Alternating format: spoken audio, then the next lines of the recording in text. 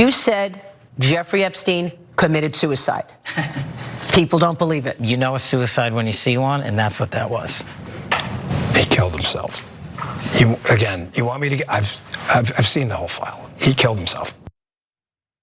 He's seen the whole file, which is either honest or it's Bongino putting up whatever his reputation is supposed to be in defense of this cover-up. Now, Kash Patel, I find a little bit more trustworthy when he says he's seen it and he's looking at the camera like this. He's seen some stuff, man. You can trust that face. But anyway, the issue is that they said that last year. They were trying, remember, to put this all to bed. They didn't want you to ask any questions. They didn't want any more investigation. But more and more evidence is coming out implying that perhaps Epstein didn't actually kill himself. And it looks like it might have been the FBI that helped to cover it up. Now we're gonna jump through some of the evidence that we have. There's a lot of lingering questions as these documents have come out. But first, we're gonna start with the infamous missing minute of jailhouse tape. Remember, there's a minute missing from the tape they put out. And Pam Bondi tried to lie and say that every jailhouse tape is missing a minute. And then it turns out that's not true. And also it was missing more than a minute. So we're gonna get into all this, but let's jump into this video. Could you say why there was a minute missing from the jailhouse tape on the night of the set? Yeah, sure. If Could I just interrupt for 1 second? Are you still talking about Jeffrey Epstein? This guy's been talked about for years. You're asking, we have Texas, we have this, we have all of the things. And are people still talking about this guy, this creep? Newly released Department of Justice documents show that investigators reviewing the surveillance footage from the night of Jeffrey Epstein's death observed an orange-colored shape moving up a staircase towards the isolated locked tier where his cell was located.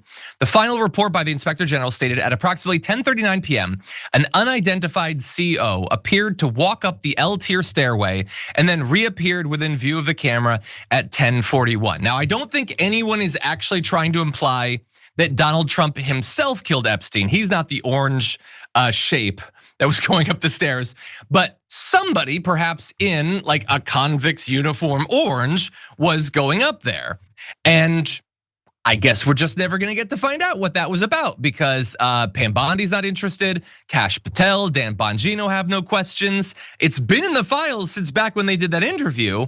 Nobody's got any questions about it. Seems a little strange from where I'm sitting. Now, no official time of death was ever determined for Epstein. Again, very suspicious. But official reports state that he died by suicide sometime before 6:30 a.m. when a corrections officer came to a cell to deliver his breakfast and found him. One huge issue with that story is that, and this could just be a typo, maybe, the US Attorney's Office had already drafted multiple statements about Epstein's passing the day before. Now, you can see it right there. I am assuming that has to just be a typo, right?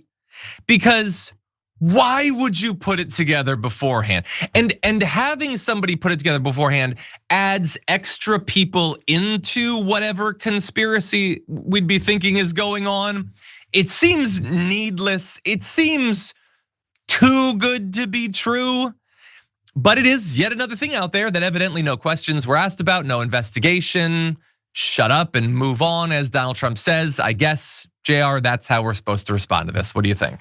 I would love for an easy follow-up question to things like what Kash Patel said was, you know a suicide when you see one. Well, I mean, I guess we're all not investigators. How so?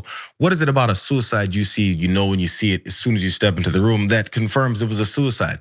What did you see then? Like they don't have any answers, and for some reason no one asked. I get it was Marie Bartiromo, there's no way she was gonna ask them more questions, but there's so many holes, easily poked holes into these stories. I'm not sure why people just don't do it. Even if you're just curious, be like, oh man, that's interesting, Kash. How did you know so quickly? Because you must be so good at this. We trust you, right? They've told so many lies. They've been caught telling so many lies from the beginning to the end of anything. They were talking just specifically about the jailhouse footage from the video and the minute missing, to Donald Trump saying he wasn't involved with the guy when he said he was, to the birthday book where he said he didn't really write that, to then we found out that we did. He was gonna sue the Wall Street Journal. Like it's countless levels of lies. From the first one you tell, it very obviously shows that you were lying about this piece of information. What leads us to continue to then, after you speak about this same subject again, to not have the first thought in your head is, yo, they lied about this before. They're liars. They're probably lying right now. Why do we have this re-up in some kind of confidence in their ability to lie? Then when they've shown us that that's what they're doing, every question follows should be, why did you guys lie about that? No one's asked them yet, why did you lie about that, Pam Bondi? Because we know that you lied about it. Not let's discuss if you lied about it. We know it, it's concrete fact. Oddly, for some reason, when we see conspiracies, which this is, backed up by actual printed evidence, like the fact that they released this immediate release the day before they killed the guy, then why is it that we can't look at that and say, this is weird, can you guys answer for this? And then when they say no, the American people want to talk about it, just say, no, actually, I polled 100% of the American people, since we're getting outrageous. 100% of American people want to see about this. There's a newborn in Alabama who wants to hear about this. When are we gonna ask them the questions about answer for it? Or it's time to just move on and take some actions from the fact that we know why you're hiding all of this. It's very simple. Yeah, and that's what they're doing. Pam Bondi, remember, started this whole thing by coming out and being like, oh yeah, by the way, we're done with that. Remember, like we did the binders with the influencers? Yeah, that was just for fun. No, we're done. Investigation over. So then everything blows up. And then what did we get a couple weeks ago? Todd Blanche comes out and says, we're done. That's it. We're not investigating anyone. That whole thing about like your littlest girl was very naughty. No, we're not gonna talk to that guy, and you don't get to know who he is. We're done, we're not investigating that. We're not doing any of this. The thing about the spy being tortured or whatever, no, you're just never gonna know what that is. I don't care, I'm not interested. Maybe it touches Trump, I don't know. People are pointing out how uncomfortable Dan Bongino looked while he was saying that, which yes. Now look, we can't judge him based on sweating. He's a sweaty dude under the best of circumstances. But there's also two possible explanations why he would be so uncomfortable. One is that he knows he's lying. He saw what was in the files or has an idea of what's in the files. And then he realizes, oh God, I'm setting fire to my reputation by participating in this.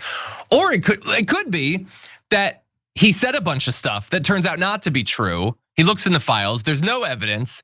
And he's like, oh God, they're gonna hate me for saying there's nothing here when I kept telling them there was. I don't know for sure. Well, actually I do. I've seen enough of the files to know that they're lying and they're covering it up. They're lying and they're covering it up. And honestly, this kind of reminds me, I'll end on this. It reminds me of when we were covering the Virginia gerrymander. At a certain point, something can be so over the top that it makes you uncomfortable. Like this cover up is so much that like I almost don't even want to look at it. Like it's supposed to be a thing where we're supposed to dig and like try to find out information and scrape together a couple things. This is, you're just being punched in the face with this cover up every single day and being told to just move on.